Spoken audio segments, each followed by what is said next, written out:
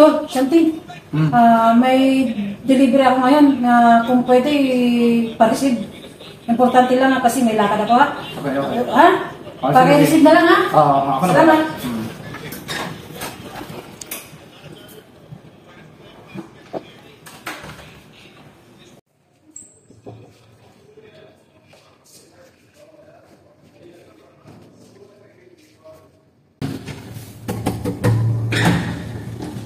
Ano po yun, sir? Ay, sir, magandang hapon po, sir.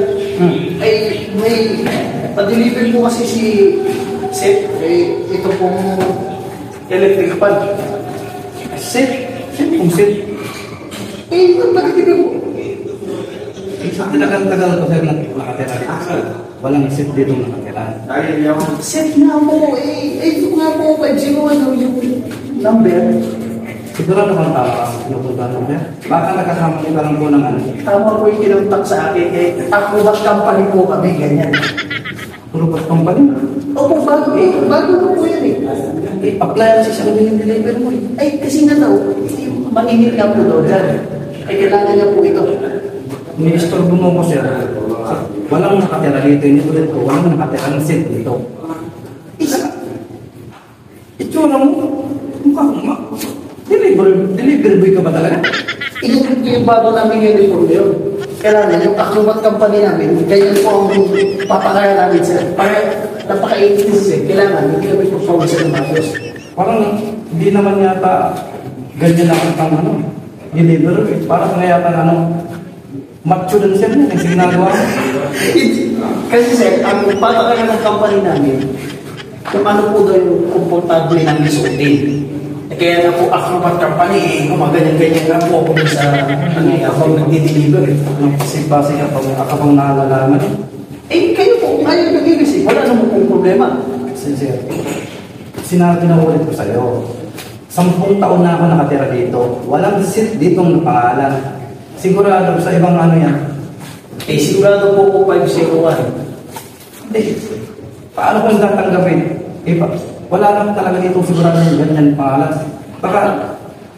Baka yan sa ibang ano, building. Sige na, gusto kong panunod. Sige sir, kayo po bahala. Basta po ko, wala pong problema sa akin. Sige na.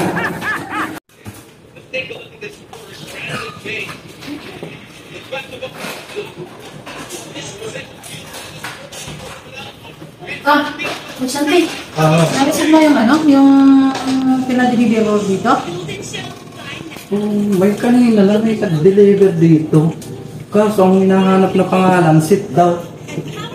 Shit, ako yun, tol. Hindi mo naman kasi sinabi. Sit daw eh. Sit yung pangalan eh. Dinaliktad ko lang yun, test. Shit. Tsaka, ano ba yung electric fan? Electric fan ang pinadeliver ko. Yun nga. Sinasabi mo kasi, nasibin ko, pero wala kang sinabi na yung gano'n ng items. Tapos, ano, di ko nireceive kasi yung pangalan, sit. Wala naman, matagal na tayo dito magkakasama, wala naman sit na pangalan, di ba? Wala. Binaliktad ko lang kasi. Dapat sinabi mo sa akin.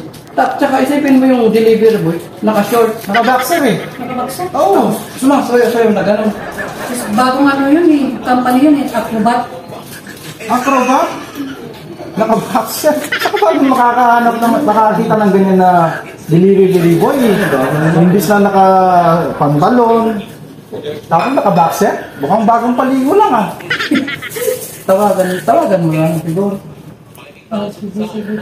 Sa susunod, hindi na ako magpapaano sir. Pasensya na eh. Busy ako eh. Kasi, ano ba naman yan? Sunod na lang. Ano mo full details kasi.